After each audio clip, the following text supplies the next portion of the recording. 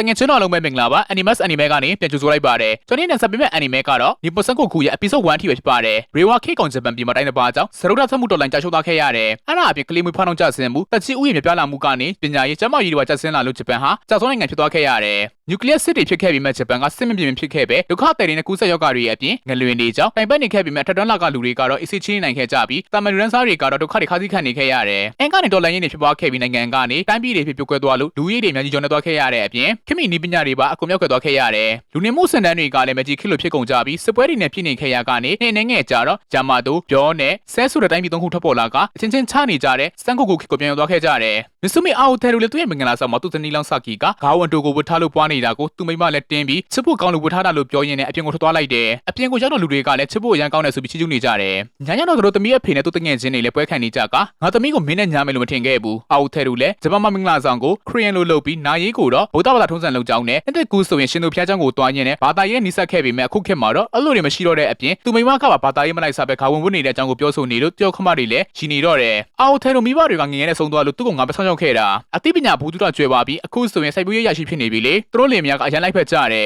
်မိမကမင်းနဲ့တော့စန့်ကျင်ဘက်ပဲသူ့ကိုကျူးဆိုင်ပေးပါကွာနောက်ရပိုင်းတွင်မှာဆက်ကီရဲ့ဖေလဲဆုံးသွားပြီးသူ့လင်ရှိမဲ့နေရာစီကိုသွားတယ်နင်ဒီမှာရှိနေမယ်ဆိုတာကိုသိတာပဲငါဒီနေရာကိုသဘောကျတယ်ဂျပန်နိုင်ငံကအရန်လန်းခဲ့ဘူးတယ်နေရင်ခနဲ့ကမြေပုံကိုရန်ဆွဲတယ်နော်မြေပုံဆွဲတာကစိုက်ပျိုးရေးအတွက်အသုံးဝင်တယ်လေငါပိုကြီးတာမျိုးကိုလှုပ်ချင်တယ်စစ်တိုက်တာမျိုးလားနင်သိထားတဲ့အသိပညာတွေကိုအသုံးချရင်စန်ကိုခုခေတ်ကိုအဆုံးသတ်နိုင်လိမ့်မယ်ဂျပန်ကိုပြန်လဲပေါင်းစည်းနိုင်ပြီပေါ့ထိုယူမွန်ကိုကြားဘူးတယ်မလားသူကနယ်ဆက်ကိုအုပ်ချုပ်တဲ့ဘူချုပ်လေအိုဆာကာမှာသူ့စီနေတိုင်းလူတစ်ထောင်လာပြီးတပည့်ဖြစ်လာလျှောက်ကြတယ်နင်ဆိုရင်သူနဲ့ကွက်တိဖြစ်မှာပြန်ရအောင်လေငါကတာမန်ဘွားပဲဖြတ်တန်းချင်တာလေနောက်ရကျတော့အာထဲလူလေသူမိမလက်ရကိုစားရင်စစ်မတိုက်ရပဲလဲလုံးနေရလို့စိတ်ညစ်နေတဲ့သူ့ဘော်ဒါတွေကိုစစ်တိုက်ရတာထက်အရေးကြီးတာကအစားတောက်ဖြစ်ကြောင်းရှင်းပြတယ်ဆမ်မူတိုင်းတွေကအရှိမစစ်တိုက်နိုင်မှာဘောဟာပြောရရင်စိုက်ပျိုးရေးကနိုင်ငံအတွက်အရေးကြီးတယ်မြင်းညက်နေတာမဟုတ်ဘူးနော်ပြောနေချင်းအရေးကြီးပုဂ္ဂိုလ်လာတော့ထွက်ကြည့်နေတော့ကျောင်းလာတာကပြည်ထရေးဝင်ကြီးဒန်ခီထိုင်ရာဖြစ်နေတယ်ဟဲ့အောင်နေခေါင်းငုံထားဝင်ကြီးဒန်ခီလာနေပြီအဲ့မှာလူတယောက်ကြောင့်ချော်လဲသွားလို့လန့်သွားကြတယ်သူ့ကိုစက္ကန့်30အတွင်းဘိန်းနဲ့ချိတ်ပေးလိုက်3 2 1စတော့ရှော့သွားခဲ့တယ်တေချာနားထောင်ကြငါကနိုင်ငံပဲမနှက်ဖြတ်ဒီငါရှိနေမှာမို့လို့လိန်မာကြနော်ဒီဖက်တီကကောင်းနေတာပဲစိတ်ထိန်မိမပြည်တဲ့ရေးကရှာမသူနိုင်ငံရဲ့ယာရုအမြင့်ဆုံးနဲ့အာဏာရှိဆုံးလေထိုင်ရာမျိုးနယ်တွေကရှာမသူမတိုင်ခင်ခနဲ့ကအာဏာရှိကြတယ်တွင်းစင်မကအရှင်ဘရင်ဖူဂျီတူရဲ့မိဖုရားဖြစ်လာတော့သူကပြည်တဲ့ရေးဝင်ကြီးဖြစ်လာတာတရဲကျတော့ဘရင်ကိုရှော့လိုက်ပြီးအခုဘရင်ဖူဂျီ3ကိုပါသူ့ရဲ့သမီးနဲ့လက်ထပ်ပေးထားလို့အာဏာအလုံးစုံကိုထိညှို့ထားတာပေါ့သူအလုပ်တွေလုပ်ထားတာကိုဘာလို့အခုဘရင်ကအဖြစ်မပေးတာလဲကြောက်လို့ပေါ့ငါကနိုင်ငံလို့ပြောတာကတော့လွန်တယ်နင်အဲဝက်ကိုထောက်ခံနေရလားအဲ့ဒီဘက်ကိုရှင်းပြရမယ်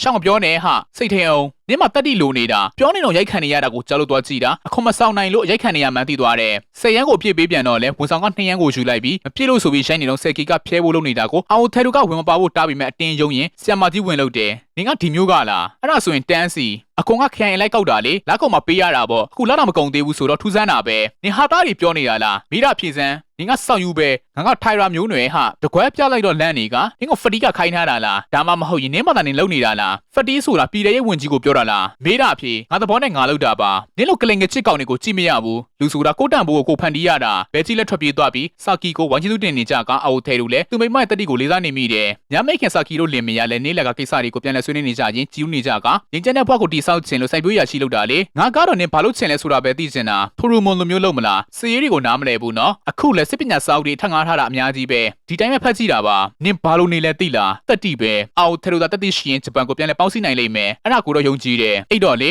ေအာအိုထဲတို့လဲမနဲ့အိယာတို့သူမိမကိုမတွေ့ရနဲ့လိုက်ရှာနေတော့အပြန်ကားဖွင့်နေလို့ထွက်ကြည့်တာအလောင်းမြုပ်နေတဲ့လူတွေနဲ့တက်တာကိုတွေ့တော့သဘောပေါက်သွားတယ်သွေးတွေလားမဖြစ်နိုင်ဘူးချတိတ်မင်းကိုဒါပြီးမလို့စောင့်နေတာမိမပေါ့ကိုတံမိုးကိုဖန်တီးရတာခေါင်းနဲ့ဘာလို့ရမှာလဲအာအိုထဲတို့လဲအကုန်လုံးကိုတပ်ပစ်ဖို့အထိတွေးနေပေမဲ့နေပါအောင်အဲ့လိုလုပ်လိုက်လဲနောက်တိုက်ရတကောင်ထပ်ပေါ်လာအောင်မှာပဲစာကီလဲပြန်ရှင်းလာမှာမဟုတ်ဘူးငါလို့ဆက်ရှိတာကိုလုပ်ရမယ်စိုက်ပျိုးရေးအရာရှိမစ်ဆူမီအာအိုထဲတို့ပါဟိုကိစ္စကိုမင်းစင်တော့အချိန်ခဏပေးပါလား9မိနစ်နဲ့အပြီးပြောကျွန်တော်ဇနီးကိုဘာလို့ပြစ်ပေးရတာလဲအမြင်ကတ်လို့လေအဲ့ဒါဆိုရင်ဘာလို့မြင်ကတ်ရတာလဲအခွန်ကောက်တာကိုနှောက်ယှက်ပြီးငါ့ကိုဖတီလို့ခေါ်တယ်မနေ့ကအခွန်ကောက်တဲ့နေရာမှာဝင်ကြီးရှိလို့လားမရှိဘူးဒါဆိုရင်ဘယ်ကနေကြားတာလဲငါပြောလိုက်တာမနေ့ကကျွန်တော်လည်းအဲ့ဒီနေရာမှာရှိတယ်ကျွန်တော်မိမအခွန်ကောက်တာကိုနှောက်ယှက်တာကတော့တကယ်နှောက်ယှက်ခဲ့တာပါဒါပေမဲ့ဝင်ကြီးကိုဖတီလို့ခေါ်တဲ့ကိစ္စကတော့လုံးဝမှားပါတယ်ကျွန်တော်မိမကဖတီလို့လုံးဝမခေါ်ခဲ့ပါဘူးကျွန်တော်မိမပြောတာကနင်းမတာနေအခွန်ကောက်တာလားဖတီခိုင်းတာလားပဲမေးတာပါဒါပေမဲ့အခွန်ကောက်ပြန်ပြောတာကဖတီဟုတ်လားပြည်သေးဝင်ကြီးကိုပြောတာမလားတဲ့အဲ့ဒါဘာဖြစ်လဲဘသူကပဲဖတီလို့ပြောနေပါစေအကောက်ခုံကဖတီလို့ကြားတာနဲ့ဝင်ကြီးကိုပဲပြင်းမြင်တာလေပြော ရရင်ကျွန်တော်မိမကဝင်ကြီးကိုဖက်တီလို့မခေါ်ခဲ့ပါဘူးအကောက်ခွန်ကပဲတွေးလိုက်တာပါ